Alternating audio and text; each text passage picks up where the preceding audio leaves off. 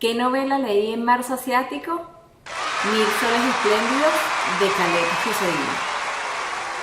Encantada de saludarlos. Mi nombre es Carmen Arteaga y esta es mi biblioteca.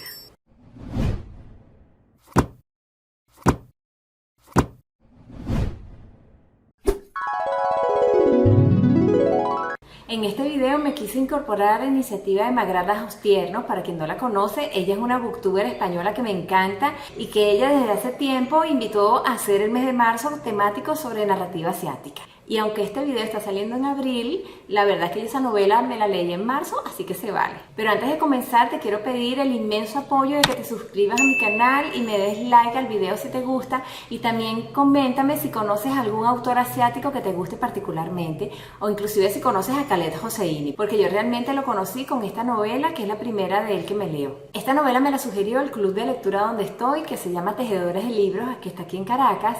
Y la verdad es que no podría estar más agradecida porque es una novela hermosísima que al mismo tiempo llega a ser bastante desgarradora, pero gracias a Dios tiene un final esplendoroso. Fue publicada por primera vez en el año 2007 y narra el viaje de redención de Mariam, que es una niña afgana que nació en la ciudad de Herat en el año 1959. Es ficción, pero al mismo tiempo quiere retratar de la manera más realista las condiciones de vida por las cuales atraviesan muchas mujeres afganas, no solamente en el pasado, sino inclusive hoy en día. Aquí el autor combinó el género histórico con el dramático y realmente nos ofrece un relato, como les dije, profundamente conmovedor, no tengo otra palabra para llamarlo, pero al mismo tiempo logra abrirnos los ojos sobre la situación o lo que significa ser mujer en Afganistán, incluso hoy en día. Volviendo a la protagonista, la niña Mariam, desde temprana edad, ella tuvo conciencia de que ella tenía una condición que la separaba del resto de los niños. Porque Mariam era una harami.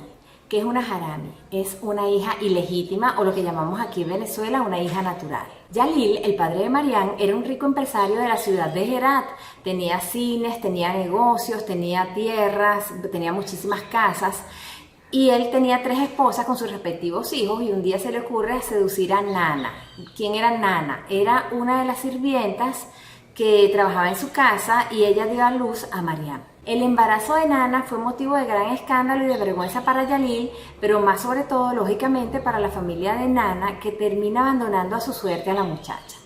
Yalil, en lo que parece una especie de penitencia para lavar su culpa, hizo construir una choza que ellos llamaban kolba en las afueras de la ciudad, y se aseguró de que a Nana y a Mariam no le faltara nada, entre comillas, es decir, que no le faltara comida, que no le faltaba vestimenta, que tuviera sus animalitos de granja, pero les impuso la condición de que por nada del mundo ellas podían acercarse a la ciudad de Herat ni a una aldea que quedaba cerca de Herat, que era de donde venía la familia de Nana. Entonces Mariam viene siendo una paria inclusive antes de nacer, porque su mera presencia era la exhibición pública de la falta cometida por su papá. A partir de esta situación, Mariam pasa una infancia en relativo aislamiento, pero también relativamente segura y tranquila. Su contacto con el mundo proviene de las visitas del ulema Faizullah, que es un noble religioso musulmán que se encarga de iniciar a Mariam en la fe del Islam, y también le enseña a leer y escribir. Este señor va a ser después una especie de padrino de la niña, y gracias a él, luego ella en su vida adulta va a encontrar, como quien dice, la fuerza espiritual para sobrevivir las condiciones adversas que le van a tocar vivir. También reciben las visitas de Bibi Jo, que es una anciana que se compadece de Nana y decide mantener el contacto con ella y con la niña para desafiar de alguna manera el ostracismo a que ellas habían estado sometidas luego de su desgracia. Siempre le llevaba presentes y dulces y caramelos a Mariam, y con ella también la niña se hace una idea de lo que es el mundo exterior y de cómo se vive en la sociedad. Entonces la niña pasa su infancia jugando en solitario, montándose en los árboles, bañándose en el río y convirtiendo las piedrecillas que recogía en la orilla en sus amigos y en sus hermanos imaginarios. Para Mariam, el mundo de la ciudad es algo lejano y fantástico que toma forma en los relatos que le hacen sus visitantes. Sin embargo, por encima de todo, la visita más importante para Mariam era la de su padre, que la visitaba religiosamente todos los jueves. Y viene siendo también una conexión con el mundo, como los otros señores, pero además también era su fuente de afecto. Porque en medio de todo, Yalil es un hombre alegre, es un hombre jovial, que siempre tiene palabras amables para la niña, y Mariam lo idolatra y también lo prefiere sobre su madre, que es justamente todo lo contrario. ¿Por qué decimos que Nana es exactamente todo lo contrario? Porque ella está profundamente amargada por el destino de ostracismo al que quedó condenada por haber concebido una hija ilegítima. Y de hecho, la primera vez que Marianne escucha la palabra Harami es de boca de su propia madre, que la insultó en uno de sus ataques de rabia típicos que le daban. La mamá de Marianne, desde su resentimiento, le habla desde muy temprano a la niña sobre el lado negativo de su condición de mujer. Y desde el principio, desde que Marianne estaba pequeñita, ella le contó su historia, la forma como fue concebida y cómo el Kolba, o sea, su hogar, era al mismo tiempo un refugio y una prisión a donde ellas habían sido, como quien dice, desterradas para ocultar la vergüenza del padre de Marianne. Incluso ella llega a hacerle una aseveración muy dura a la niña, y es que en la sociedad afgana la mujer era siempre y en todos los casos la culpable y el chivo expiatorio de todos los infortunios que pudieran ocurrir. Nana le deja ver con muchísimo rencor que la mujer no tiene derechos ni opciones, y menos aún si vive en la pobreza, como en el caso de ellas dos. Marianne realmente se resistía a esa visión tan oscura del mundo, aunque jamás contradecía a su madre. La verdad es que ella era escéptica porque ella se la atribuía más bien a la naturaleza depresiva de Nana. Sin embargo, llegó el día en que las cosas cambiaron de la noche a la mañana y a Marianne le tocó comprobar que al menos parte de lo que le decía su mamá era cierto. Bueno, como les venía diciendo, resulta que llegó el día en que la vida de Marianne cambió de la noche a la mañana, y eso fue en su cumpleaños número 15. ¿Por qué? Porque Marianne le pidió a su papá como regalo que la llevara al cine y a comer helado, como él mismo le había contado que hacían los niños de la ciudad de Herat. Él era el dueño del cine, acuérdense de esto. La inocente ilusión de Marianne era ver la película Pinocho que le estrenaron por aquella época y también ver por primera vez el mundo fabuloso de la ciudad. Por supuesto, el papá de Marianne se horroriza ante la sola idea de dejarse ver con su hija bastarda, pero Marianne insiste tanto y tanto que él, como para quitársela de encima, le promete que sí, que la va a ir a buscar para cumplirle su sueño. Llegó entonces el día del cumpleaños y Marianne se arregla con sus mejores galas para esperar a su papá. A todas estas, la mamá de Marianne está desesperada por la inminente decepción que ella sabe que va a sufrir la niña y trata de hacerla desistir de ese empeño usando todos los recursos posibles, desde intentar razonar con ella hasta el chantaje emocional puro y duro. Pero Marianne se mantiene en sus treces y cuando ve que pasan las horas y su papá no llega, ella misma decide salir del Kolba, que era ese espacio, que era el único mundo que ella había conocido, y por primera vez se aventura a la ciudad. Así se dio la entrada en sociedad de esta joven quinceañera, pero no de la forma como ella inocentemente se la había imaginado. El desengaño no pudo ser peor porque el viejo Yalil, como el cobarde que era, se negó a recibirla en su casa, no le abrió la puerta y mandó a unos sirvientes a que la corrieran. Marianne tercamente se rehusó a devolverse y pasó toda la noche acurrucada frente a la mansión del hombre. Así, en su cumpleaños número 15, que debía ser el mejor de todos, el más feliz de todos, Marianne entendió lo que significa hacer una harami. La mañana siguiente, la humillación se convierte en tragedia porque cuando ella regresa a su hogar, descubre que su mamá se ha suicidado porque no puede enfrentar lo que ella sabía iba a ser un inmenso golpe para su hija. A su padre no le quedó más remedio que llevársela a su casa, a esa fortaleza donde antes le había negado la entrada y donde ahora Marianne era como una especie de insulto para las tres esposas de Yalil. La solución que encontró toda la familia fue entregarla en matrimonio a un zapatero llamado Rashid, que estaba pisando los 50 años de edad. O sea, la casa con un viejo verde y además ni siquiera le arreglan una boda en toda regla, sino que la casaron como en un trámite habilitado, como diríamos aquí en Venezuela. Y así Marianne se encuentra a pocos días de haber cumplido los 15 años de edad, arrancada del mundo más o menos apacible que ella había conocido y a merced de un completo desconocido. Para este momento corrían más o menos los años 70 y Afganistán todavía estaba en paz. Kabul es una ciudad pujante y próspera, con universidades donde las mujeres podían estudiar, donde había vida cultural, vida económica y, bueno, donde todavía se podía disfrutar la vida. Lamentablemente, la violencia inminente ya se asomaba en las conversaciones de la gente como una amenaza todavía lejana para quienes vivían en Kabul. El matrimonio al principio pintaba bien. Rashid tiene gestos de amabilidad con Marianne, la lleva a pasear, le regala obsequios, en la casa no falta comida, pero en medio de ese aparente bienestar comienzan a anunciarse ciertas señales de que la cosa no va a ir por buen camino, lo que diríamos hoy en día las red flags. Por ejemplo, Rashid le prohíbe completamente tratar a unas vecinas de ellos que él llamaba modernas.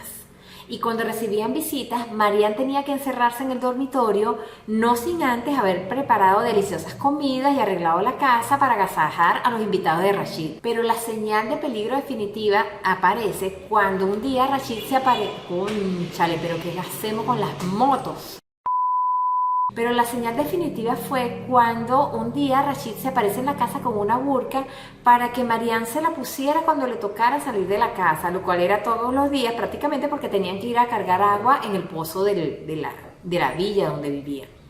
Supuestamente esa burka era para resguardar la moral de Mariam. Ojo, cuando él le pide que use esa burka, todavía faltaban años para que los talibanes llegaran al poder y no pesaba ninguna obligación generalizada entre las mujeres para usar esa prenda, pues. Entonces, lo que quiere decir el autor de alguna manera es que había raíces ya de tiranía y de sometimiento en la sociedad afgana antes de que llegaran los talibanes. Total es que la guerra, a todas estas en el país, se precipita cuando la Unión Soviética invade el país, impone un gobierno títere y este gobierno es de factura comunista, por supuesto. El nuevo régimen tiene todos los rasgos típicos de estos sistemas, como por ejemplo el adoctrinamiento en las escuelas y el entrenar a los niños para que espiaran y denunciaran a sus padres. Pero todos estos acontecimientos los vive Mariam como quien dice de lejos, a través del radio. Ella no entiende primeramente qué es lo que está sucediendo, ella no sabe que es un comunista y tampoco percibe cambios en su vida cotidiana porque ella tiene una vida de encierro. Además, toda esta situación externa pronto va a pasar a ser como quien dice secundaria, porque la burbuja de felicidad conyugal se rompe cuando se hace evidente que Mariam no puede tener hijos. Y allí Rashid saca su verdadera cara brutal y le declara prácticamente una guerra personal a esta pobre e indefensa muchacha. El tipo descarga toda la violencia y su frustración por no poder tener un hijo varón contra Mariam y la somete a toda clase de abusos y de atropellos y de violencias. Aquí hay que decir que el autor de la novela, Khaled Hosseini, la estructuró con mucha responsabilidad emocional. Y en el momento que el relato nos tiene conmocionados, nos abre una puerta de salvación, o sea, nos ofrece un respiro, porque para por un momento, o para en esa sección, la historia de Mariam, e introduce a la segunda protagonista de esta historia, que es una pequeña llamada Layla. Layla es la hija más pequeña de una familia vecina de Rashid. Ella tiene dos hermanos mayores a quienes ella prácticamente no recuerda porque ellos se fueron a luchar como soldados muyahidines contra los soviéticos. El hogar de Layla cuando ella nació solía ser bullicioso, feliz, alegre, con su mamá que era una mujer muy locuaz y muy escandalosa y su papá que era primo de su mamá pero siendo una persona de talante alegre, sí era introvertido, era más callado, era un hombre de libros y que trabajaba como profesor. El hecho es que lamentablemente los hermanos de Layla se fueron a la guerra y su mamá cayó en una terrible depresión que la llevaba a pasar todos los días del mundo metida en la cama. Esa señora no se levantaba prácticamente de la cama y para todos los efectos Layla cuenta únicamente con su papá. Aún así la familia se las arregla para seguir funcionando. Layla va a la escuela y atiende a la casa y a su papá y el papá por su parte le da a Layla la contención emocional que la niña necesita en medio de un mundo que sutilmente se va desintegrando. En su temprana infancia, la única muestra palpable de la guerra para Layla, aparte de la ausencia de sus hermanos, era su mejor amigo, que era un niño de la etnia tayiko, miembro de una familia que emigró hacia la capital Kabul huyendo de la guerra, y a este niño le falta una pierna porque pisó una mina antipersonal. Tariq era muy pequeño cuando eso sucedió y tampoco lo recuerda muy bien, no está traumatizado ni inhabilitado por ello y su familia tampoco hace mayores aspavientos respecto al tema. El hogar de Tariq es un refugio para Layla que de esta manera logra, como quien dice, alejarse por ratos del ambiente sombrío de su casa.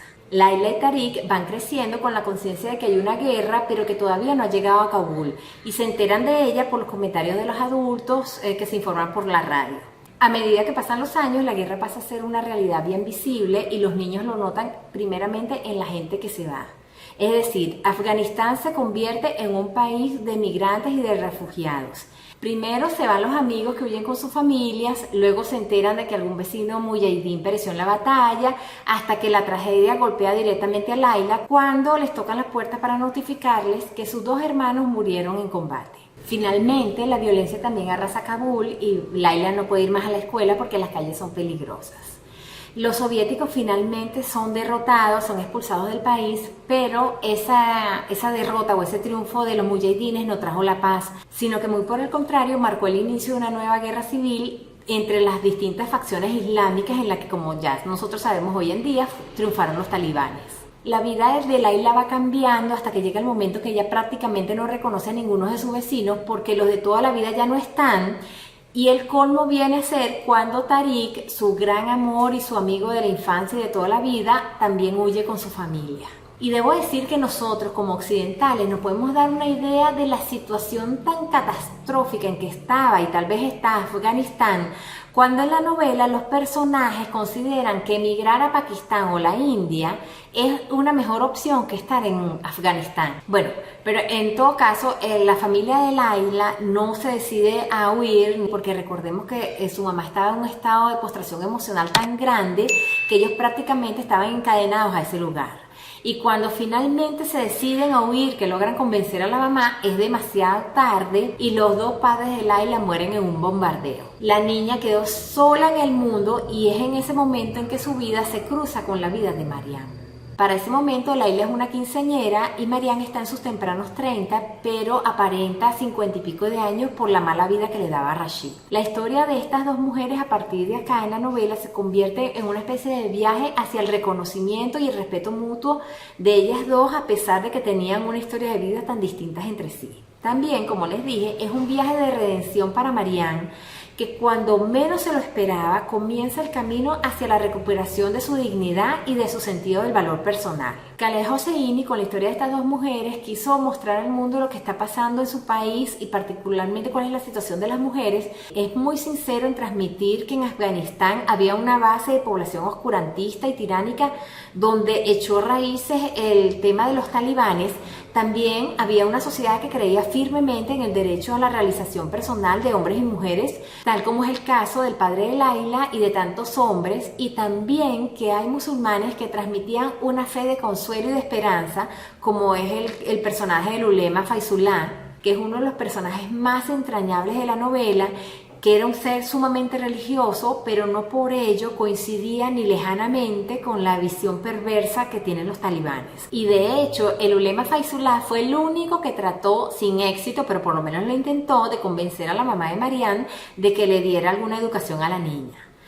La novela, no se los voy a negar, es muy fuerte. Yo me tuve que dar el permiso de llorar mucho, porque los personajes están tan bien construidos que Marianne y Layla se encarnan como si fueran personas reales, de que hubieran existido en la mente de uno. Sin embargo, a pesar de todo esto, de que la novela es muy fuerte y es muy dura, no es para nada una novela melodramática y además tiene lo que más me gusta, que es un final luminoso y optimista. También esta novela es un canto a la amistad, al amor, a la hermandad, a la resiliencia, y nos ofrece unas imágenes hermosísimas de la existencia humana que nos recuerdan que aún en las peores circunstancias siempre se eleva la nobleza del espíritu humano. Como por ejemplo, en uno de los peores momentos en la vida de Marianne, de quien recibe palabras de aliento es de quien uno menos se lo esperaría, porque vienen de un joven soldado talibán. Y lo que más me gusta es que uno de los mensajes de la novela es que tanto las personas como las culturas son mucho más que las coyunturas negativas que están atravesando en un momento dado. Y no por estar atravesando tiempos de ignominia, las personas carecen de valía y de grandeza. Y de hecho, el autor no dejó cabo suelto, porque el nombre de la novela, Mil soles espléndidos, viene de un poema escrito por Said Tabrizi en el siglo XVII que habla de la incomparable belleza de la ciudad de Kabul y que hoy en día, por supuesto, a nosotros nos puede costar imaginarla así como una ciudad hermosa porque siempre la relacionamos con la guerra y con la destrucción. Yo considero que todos deberíamos leer esta novela y más aún porque los talibanes retomaron el poder desde el año 2021 y esta novela se vuelve hoy en día más actual que nunca. Y entonces me despido pidiéndote que le des like al video si te ha gustado, que te suscribas al canal y que le marques a la campanita para que recibas nuevas notificaciones. Muchas gracias y hasta luego.